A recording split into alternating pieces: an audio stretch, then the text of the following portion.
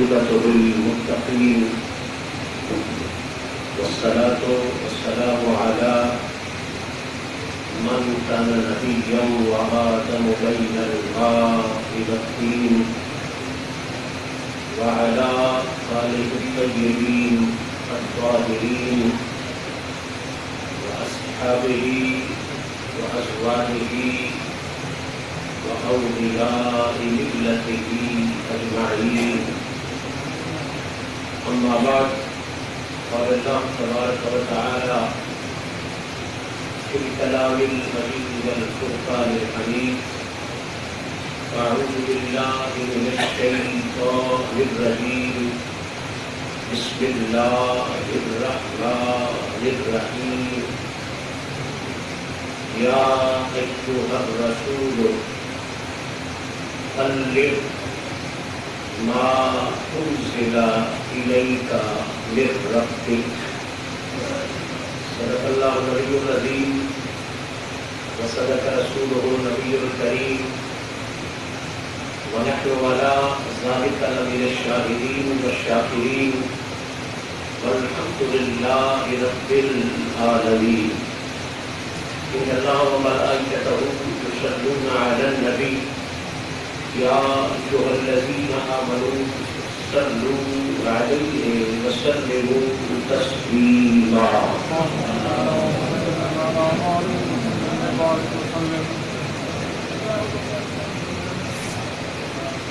مالک حقیقی کا بے انتہا احسان ہے کہ اس نے اپنے محبوب کریم علیہ الصلاۃ والتسلیم کے پاکیزہ توسل اور اپنے پاکیزہ بندوں کی پاکیزہ نسبتوں کا صدقہ ہم سب کو ایک مرتبہ پھر اپنے ذکر کے لیے اپنے محبوب کریم علیہ الصلاۃ والتسلیم کی تعریف و توصیف کے لیے آقا پاک کے پیاروں کی بارگاہ میں سلامی کے لیے، ظاہر و باطن کی اصلاح کے لیے، اور سب سے بڑھ کر یہ کہ حضور کی ہر نسبت سے اظہار وفا کے لیے پیر پٹھان غریب نواز کے آستان عظمت نشان پر مسجد شریف میں جمعہ شریف کی ادائیگی کے لیے مل بیٹھنے کی توفیق نصیب فرمائی.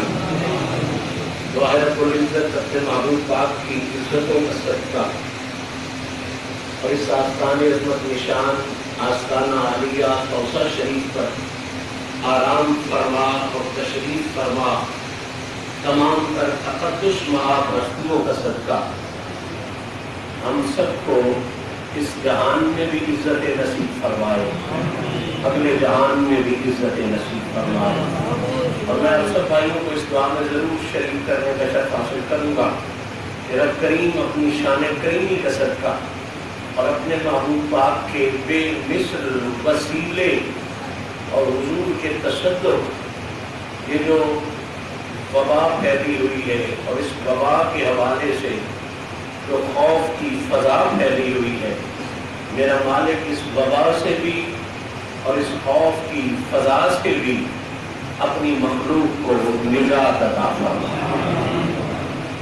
اور سامعین، حضور سجادہ نشین صاحب کے حکم، مرضی اور اجازت کے مطابق آج چند گزارشات جس خوبصورت عنوان کے حوالے سے میں پیش کرنے کی نیت لے کے حاضر ہوں، اس عنوان کو اگر دو جملوں کی بندش میں باندھا جائے تو وہ عنوان یہ ہے کہ قرآن و حدیث کی روشنی میں مولائے کائنات جناب علی المرتضیٰ کرم اللہ وجہہ الکریم کی محبت کی اہمیت اور ضرورت کیا ہے، اور جن خوش بختوں کو اس بادشاہ کی محبت نصیب ہو جاتی ہے میرے مالک کی طرف سے اس جہان میں رحمت کیا ہے. میں دوبارہ عرض کر دوں تاکہ آپ کا ذہن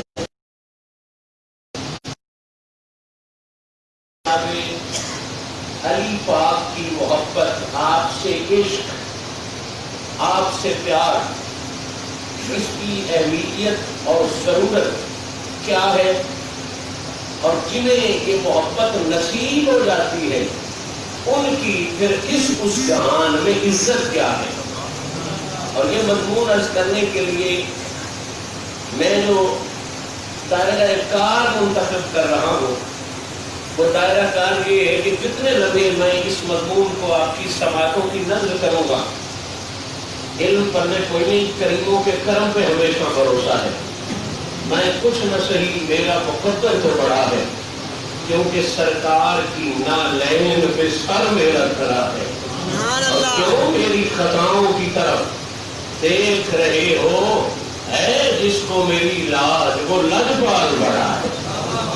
مدینے والے لجپال، نجف والے لجپال کے کرم پہ بہت بھروسہ ہے. اسی کرم پہ بھروسہ کرتے ہوئے میں آپ سے وعدہ کر رہا ہوں کہ جتنے لمحے میں اپنے مضمون کے حوالے سے اس پاک مقام پر، پاک مسجد میں، اس پاک ڈیرے پر کہ جہاں ان لوگوں نے بھی داڑھیوں سے بہاری دی ہے جن کے چہروں کو دیکھ کے دل نورانی ہو جایا کرتے تھے. یہ وہ جگہ ہے جہاں ہم آج حاضر ہیں. اس جگہ پر ان لوگوں نے داڑھیوں کے ساتھ صفائی کی ہے جو انسانیت کے دلوں کو تبدیل کر دینے والے لوگ ہیں. یہ اعزاز ہے، یہ وقت ہے ہم سب کا کہ مالک نے اس جگہ پر بیٹھنے کی توفیق عطا فرمائی ہے.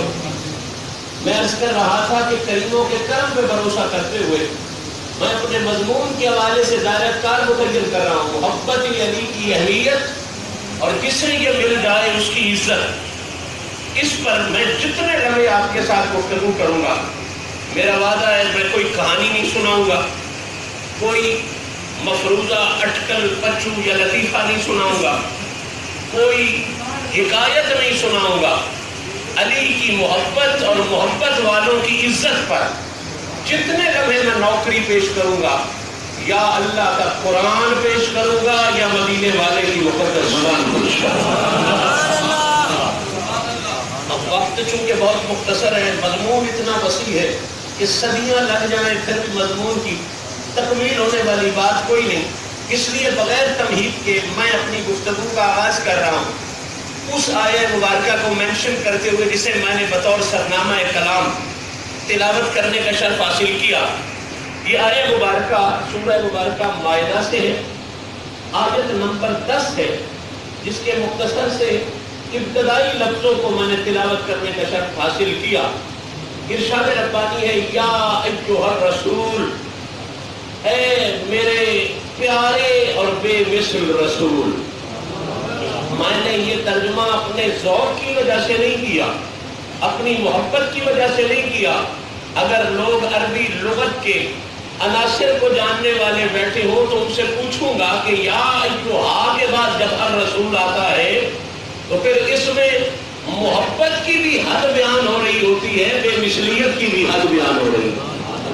تو یا ایھا الرسول اللہ کہہ رہا ہے اپنے بے مثل رسول سے، ختم نبوت کے تاجدار رسول سے، اس رسول سے جس کے لیے میں یہ کہوں تو مبالغہ نہیں کہ ہر رسول کا تعارف رسالت کے حوالے سے ہے اور رسالت کا تعارف محمد عربی کی ذات کے حوالے سے ہے. اللہ کریم ارشاد فرما رہا ہے، یا ایھا الرسول، اے میرے پیارے اور بے مثل رسول، بلغ ما انزل الیک من ربک، اے حبیب وہ بات کھول کے بیان کر دے. بلغ، یہ جو سیغہ بن رہا ہے، میں اب سیغوں کی بات پہ پڑھا تو شاید بات آپ کے ذہن کے اوپر سے گزر جائے. اللہ یہ نہیں فرما رہا کہ صرف یہ بات کر دے یا صرف یہ بات آگے پہنچا دے. بلغ یہاں مبالغے کا معنی کرنا پڑے گا کیونکہ سیغہ ایسا ہے، یعنی مطلب یہ ہوگا اے حبیب اس بات کو ایسے کھول کے بیان کر دے جیسے کھول کے بیان کرنے کا حق ہوتا ہے. یعنی اسے کھول کے بیان کرنے کی حد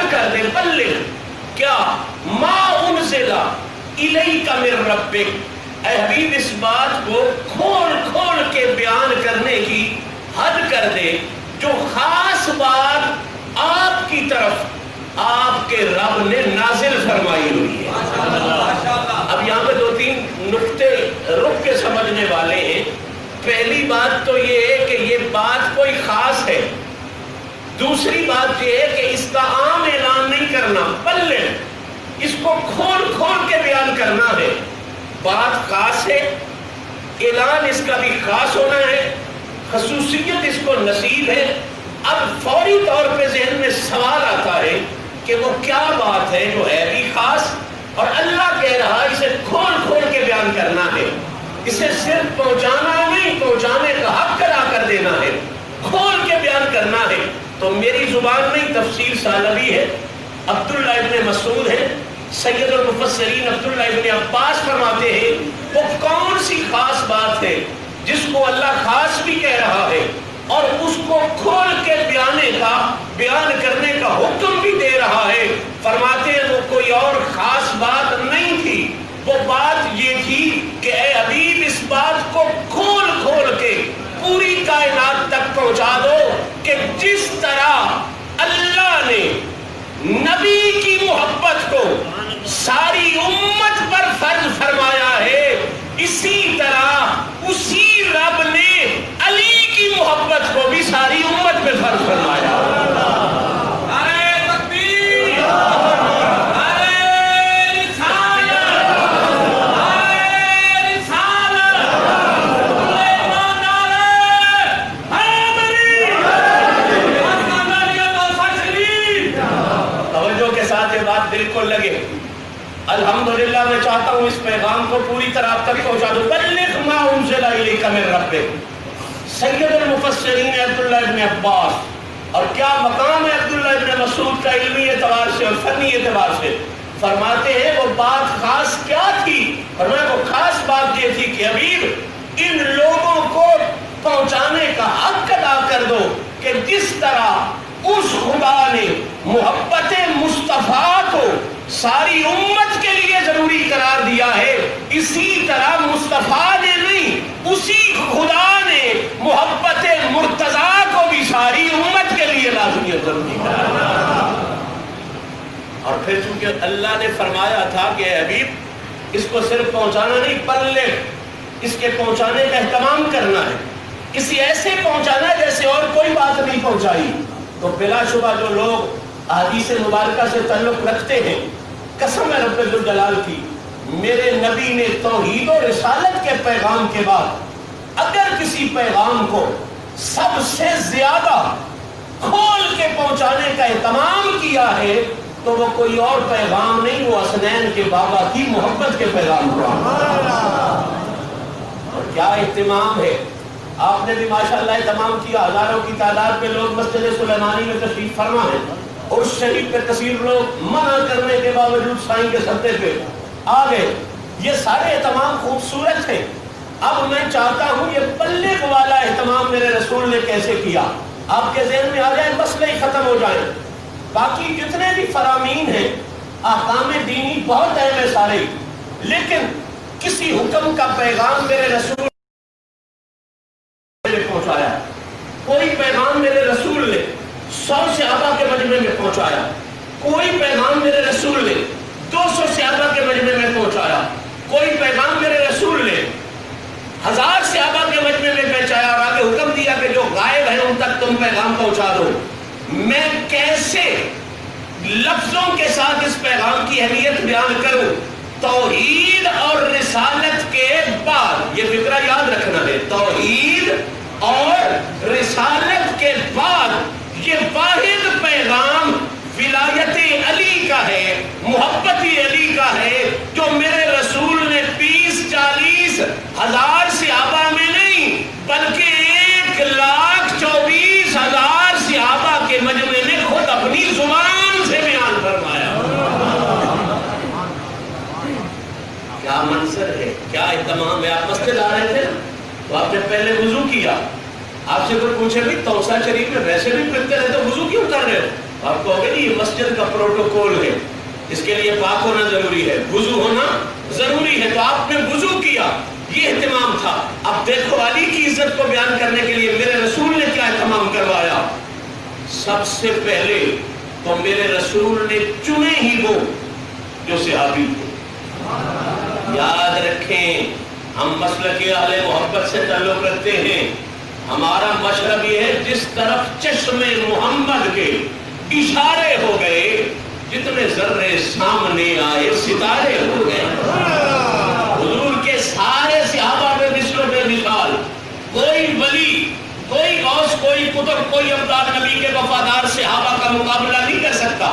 مقام میں، عزت میں، مرتبے میں سب سے اونچی جماعت صحابہ کے جماعت حضور نے منتخب فرمائی۔ پہلے صحابی، پھر اگلا مزہ سنے، چنے صحابی، اور انہیں صرف صحابی نہیں رہنے دیا بلکہ اپنے ساتھ انہیں حاجی بھی بنا دیا۔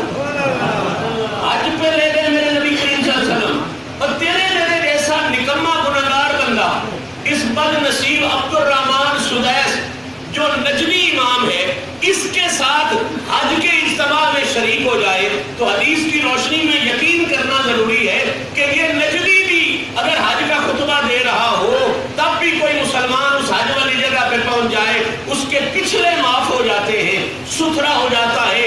اگر عبد الرحمن نجمی کے ساتھ حج پڑھ لے تو حج پھر اتنا کچھ دے دیتا ہے، انہیں کیا ملا ہوگا جنہوں نے عبد الرحمن کے ساتھ نہیں، نبیوں کے سلطان کے ساتھ حج پڑھا۔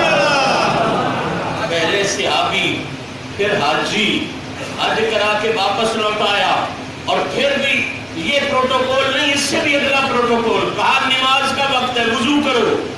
پہلے صحابی، پھر حاجی، پھر وضو کروایا، پھر وضو کروا کے بھی بات یہاں پر ختم نہیں دی، آخری پروٹوکول کی حد کہ پھر ان صحابہ کو اپنے پیچھے کھڑا کیا، نماز پڑھائی۔ وہ کتنے خوش بخت ہوں گے جنہوں نے پیر پٹھان کے پیچھے نماز پڑھی، کتنے خوش بخت ہوں گے جنہوں نے حضرت کریم کے پیچھے نماز پڑھی، کتنے خوش بخت ہوں گے جنہوں نے حضور خواجہ حافظ صاحب کریمات کے پیچھے نماز پڑھی۔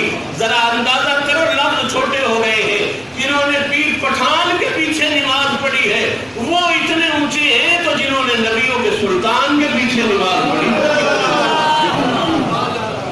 پہلے صحابی، پھر حاجی، پھر وضو، پھر رسول کے پیچھے نماز، اتنا پروٹوکول کر کے پھر میرے نبی نے منبر لگوایا، پھر میرے نبی نے جلسہ کیا، اور اس جلسے کا منظر بلغ ما انزل الیک من ربک کہتے ہیں، تمام علماء تفسیر نے لکھا ہے اس جلسے کا منظر کیا تھا۔ میرے نبی صحابہ سے مخاطب ہوئے، آج مولوی کو چکر پڑ گیا پتہ نہیں یہ مولا کا معنی کیا ہے جی، مولا کا مفہوم کیا ہے جی، کوئی کچھ کہتا ہے کوئی کچھ کہتا ہے، اور تو اس چکر میں مت پڑ، اس لیے کہ اس چکر میں تو تب پڑھ جب مولا کا معنی رسول نے خود نہ کیا ہو، جب نبی خود متعین کر کے گیا ہے تو پھر جھگڑے کیسے رہ گئے، پھر روڑے کیسے رہ گئے۔ صحابہ کا بڑا مجمع، منبر پر سرکار تشریف فرما، صحابہ بالکل سرتا پاگوش بنے ہوئے میرے نبی کی زیارت بھی کر رہے ہیں، حضور کے فرمان کی سماعت بھی کر رہے ہیں۔ کیا اعلان ہوا؟ توجہ کے ساتھ، اب یہ اعلان کے لیے میں نے ساری محنت کی پچھلی۔ حضور نے فرمایا صحابہ الستم تعلمون انی، بلکہ اس سے پہلے بھی اگر میں ایک جملہ کہہ دوں تو زیادہ حسن میں خوبصورتی آ جائے گی، زیادہ حسن اجاگر ہو جائے گا۔ حضور نے فرمایا انا تارکن فیکم الثقلین، فرمایا میں تم میں دو ثقل چھوڑ کے جا رہا ہوں۔ کیا چھوڑ کے جا رہا ہوں؟ میں نے ترجمہ نہیں کیا جان بوجھ کے، میں تم میں دو ثقل چھوڑ کے جا رہا ہوں۔ کیا؟ کتاب اللہ و عترتی، فرمایا ایک میں اللہ کا قرآن چھوڑ کے جا رہا ہوں، دوسرا میں اپنا ستھرا خاندان چھوڑ کے جا رہا ہوں۔ سارے صحابہ موجود ہیں، کسی صحابی نے سر نہیں اٹھایا کہ یہ تو غلط ہو گیا جی، یہ تو ہماری عزت پہ حملہ ہو گیا جی۔ حضور کہہ رہے ہیں قرآن چھوڑ کے جا رہا ہوں، اپنا خاندان چھوڑ کے جا رہا ہوں۔ صحابہ کا سر تسلیم خم کرنا اور دل سے ماننا قیامت تک واضح کر دیا کہ صحابہ کو چاہنے والوں کا راستہ کل بھی یہی تھا کہ وہ آل رسول پر صدقے تھے، آج بھی یہی راستہ ہے کہ وہ آل رسول پر صدقے تھے۔ سرکار نے فرمایا میں دو شکل چھوڑ کے جا رہا ہوں، کیا کیا؟ ایک اللہ کا قرآن، دوسرا اپنا خاندان، عترتی اہل بیتی، میں اپنے گھر والے اپنا خاندان چھوڑ کے جا رہا ہوں۔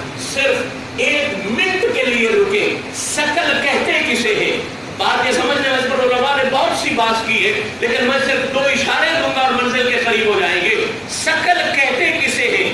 قبلہ علامہ زبیدی ہے اپنی لغت کی کتاب میں لکھتا ہے شکل کہتے ہیں متاع المسافر الی المنزل، شکل کہتے ہیں مسافر کا وہ سہارا جو اسے راستے میں نہ چھوڑے، توڑ پہنچائے۔ اللہ جانے میں پیغام پہنچا سکا یا نہیں پہنچا سکا۔ علم والے چہرے حضور خواجہ خان محمد صاحب ریمال، حضرت خواجہ حافظ صاحب ریمال کی زیارت کرنے والے چہرے میرے سامنے، ضروری نہیں میں بہت زیادہ کھولوں۔ شکل کا معنی کیا ہے؟ متاع المسافر، مسافر کی ایسی دولت، ایسی متاع الی المنزل جو راستے میں نہ ختم ہو جائے بلکہ منزل پر پہنچائے۔ جو راستے میں چھوڑ دے اسے لجپال نہیں کہتے، مرضی والے ہو، جو راستے میں چھوڑ دے اسے لجپال، لجپال کسے کہتے؟ لجپال پریت نو توڑ دے نہیں، جدی باں پھڑ دے پھر چھوڑ دے نہیں۔ لجپال وہ ہے جو راستے میں نہ چھوڑے، توڑ پہنچائے۔ اب رسول فرما رہے ہیں انا تارکن فیکم ثقلین، میں تو قرآن چھوڑ کے جا رہا ہوں، دوسرا اپنا خاندان کہنے دیجئے ہر مرید کے لیے اس کا پیر لجپال ہے، اس میں کوئی شک نہیں، ہر مرید کے لیے اس کا پیر کیا ہے؟ لجپال ہے۔ اور ہم ہر سچے سچے پیر کو سلام کرتے ہیں لیکن ڈنڈی نہیں مارنے دیں گے۔ مرید کے لیے پیر لجپال ہے، ہر پیر کو اس کا مرید لجپال کہتا ہے۔ علی اور علی کے بچے وہ ہیں جنہیں مرید نہیں اللہ کا حبیب لجپال کہتا ہے۔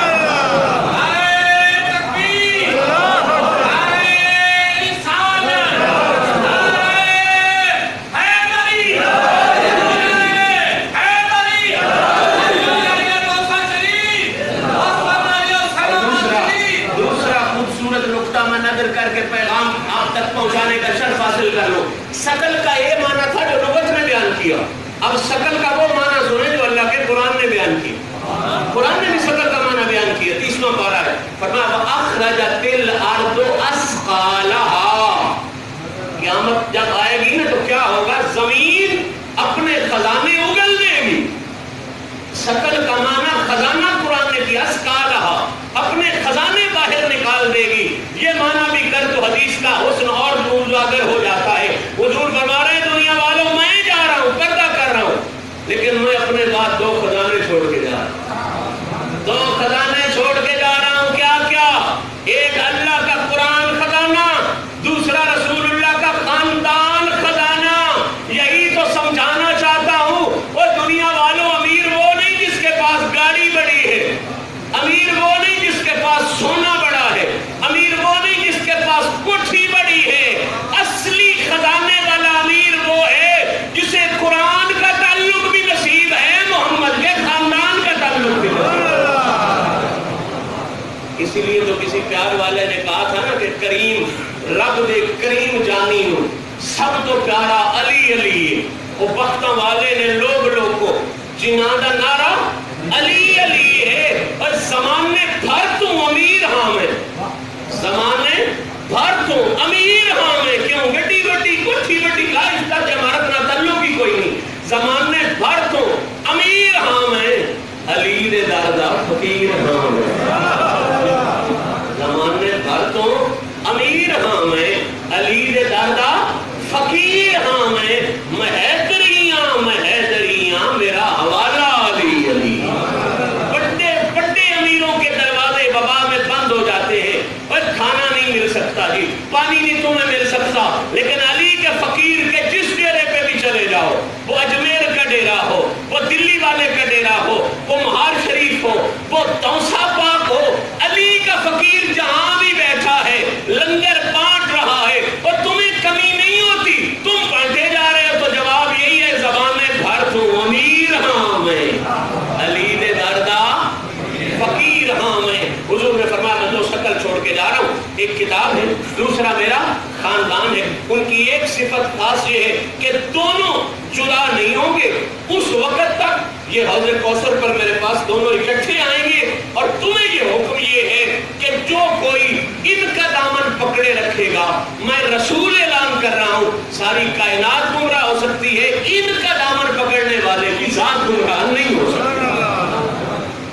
جاری ہے.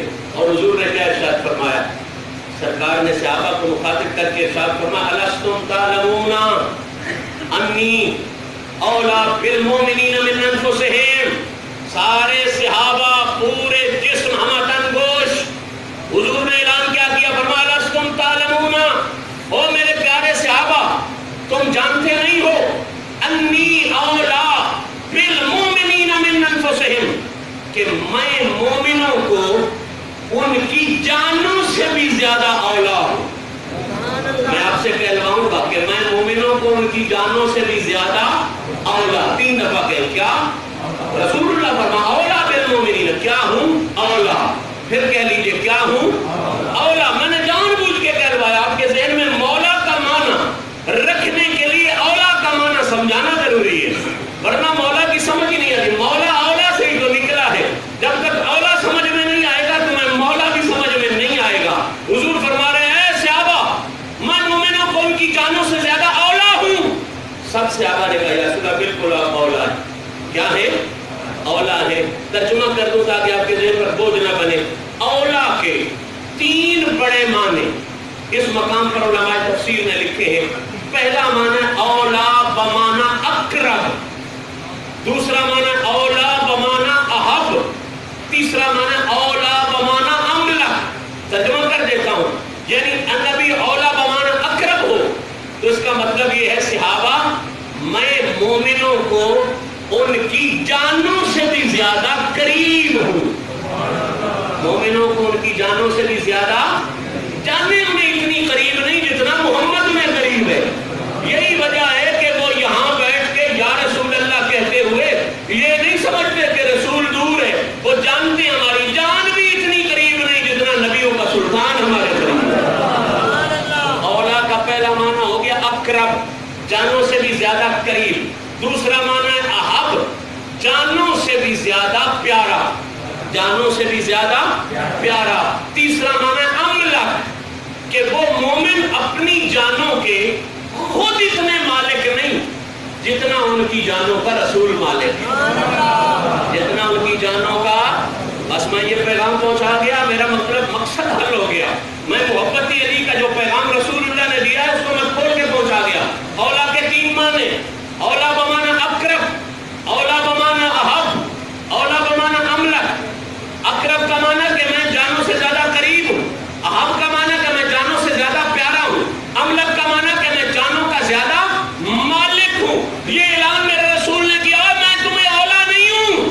سارے صحابہ نے سر نیچے کر کے کہا بلا یا رسول اللہ، یا رسول اللہ آپ ہمیں احب بھی ہیں، آپ ہمیں املک بھی ہیں، آپ ہمارے اقرب بھی ہیں. اب مولوی کی ضرورت تو تب پڑے جب رسول نے واضح نہ کیا ہو. یہ کہنے کے بعد کہ میں تمہیں جانوں سے زیادہ اولا ہوں، احب املک اقرب، یہ کہنے کے فوراً بعد میرے نبی نے علی کا ہاتھ اٹھایا، ہاتھ کو بلند کیا. یہ الفاظ ہیں جس کے ہاتھ کو جسے محمد بلند کرے کوئی نیچا کر سکتا ہے؟ اندازہ کرو علی کے ہاتھ کو بلند کیا اور کیا فرمایا. اولا کے بعد اگلا جملہ یہی ہے، فرمایا یوں ہاتھ اوپر کر کے لوگوں من کن تو مولا ہو فہذا علی مولا ہو. اور جن مومنوں کو میں جانوں سے زیادہ قریب ہوں، جانوں سے زیادہ ان کا مالک ہوں، جانوں سے زیادہ پیارا ہوں، وہ مومن سن لے میرے بعد انہیں جان سے پیارا بھی علی ہونا ہے، انہیں جان سے زیادہ قریب بھی علی ہونا چاہیے، اور ان کی جانوں کا ان سے بڑھ کر مالک بھی محمد کے بعد علی کی ذات ہوگی. یہ من کنت مولا کہ علی سے صرف پیار نہیں کرنا جتنا بھائی سے پیار کرنا ہے. علی کا پیار شریعت میں وہ چیز نہیں ہے جتنا دوستوں سے پیار کرنا ہے، یا جتنا صرف کسی ولی سے پیار کرنا ہے، یا کسی درویش سے پیار کرنا ہے.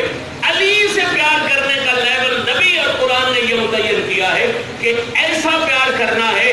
نبی سے تم پیار کرتے تھے اولا احب املک اقرب. نبی کے بعد کس کے بعد؟ نبی کے بعد محبت کے باب میں اولا علی ہے، یعنی احب بھی علی ہے، املک بھی علی ہے، اقرب بھی علی ہے. اور یہ اعلان سن کے امیر عمر جیسے صحابہ